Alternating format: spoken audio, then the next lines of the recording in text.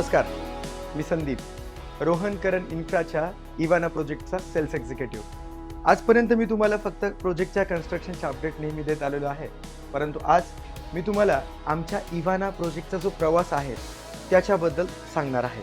रोहन करण infra ही जी company आहे ही खरं तर एक जॉईंट कोलॅबोरेशन आहे दोन इंडिव्हिज्युअल बिल्डर्सचं, ज्याच्यामध्ये Karan group promoters and builders आणि Kale properties and infra private limited अशा दोन नामांकित कंपन्यांना या प्रोजेक्टवर कोलॅबोरेशन केलेलं आहे. Karan group promoters and builders ही कंपनी मागील 30 वर्षापेक्षा जास्त कालावधी या इंडस्ट्रीमध्ये ती काम करत आहे आणि स्पेसिफिक सांगायचं जर झालं तर वडगाव शिरी लोकेशनमध्ये करण ग्रुपनं हा डेव्हलप करण्यासाठी घेतलेला 13वा प्रोजेक्ट आहे असं देखील आपण म्हणू शकतो.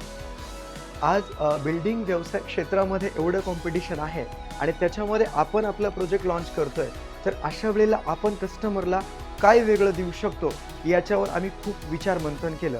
आणि एक गोष्ट आमच्या चांगली लक्षात आली की बरेचसे बिल्डर फ्लॅट बनवताना त्या फ्लॅटचा जो कार्पेट एरिया आहे तो खूपच कमी करत आहेत आणि हीच गोष्ट आम्ही लक्षात ठेवून आमच्या इवानामध्ये जे फ्लॅट आम्ही डिझाईन केले त्याचं जे कार्पेट आम्ही वापरलेलं आहे ते 786 स्क्वेअर फीट जे वापरलं ते त्या काळचं म्हणजे 2022 मध्ये आमच्या लॉन्चिंग सोबत एकाही प्रोजेक्टला तेवढं कार्पेट कुठलाही बिल्डर देत नव्हता.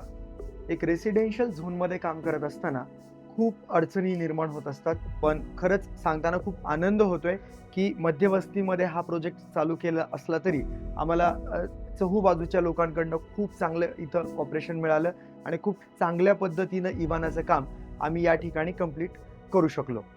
इवानाच्या फ्लॅटबद्दल जर सांगायचं झालं तर आम्ही जे फ्लॅटचं डिझायनिंग केलेलं आहे ते आमच्या इन हाऊस टीमनंच केलेलं आहे. आमचे जे बिल्डर आहेत रोहन काळे यांच्या वाईफ श्वेता काळे मॅडम यांनी या प्रोजेक्टचं इंटिरियर डिझायनिंग केलेलं आहे.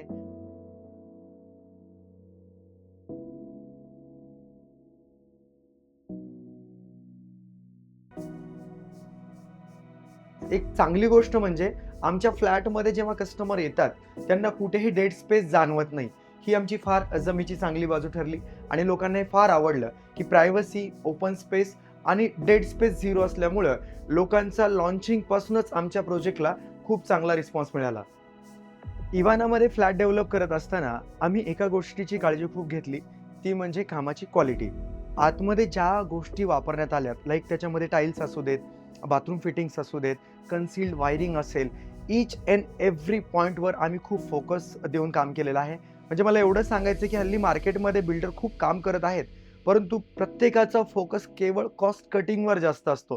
परंतु इवानामध्ये प्रत्येक गोष्टीला आम्ही मेजर करून, कॅल्क्युलेशन करून कुठली गोष्ट कस्टमरला जास्तीत जास्त चांगली देता येईल हे देण्याचा प्रयत्न आमचा इवानामध्ये राहिला होता.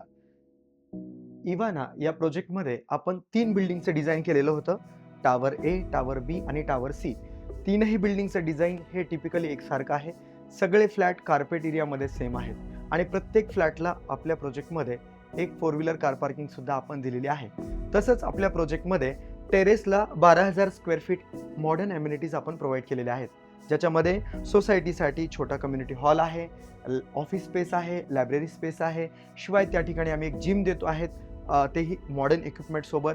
चिल्ड्रन प्ले झोन एरिया आपण डेव्हलप करतोय. वरती एल्डर सिटिंग अरेंजमेंट असणार आहे.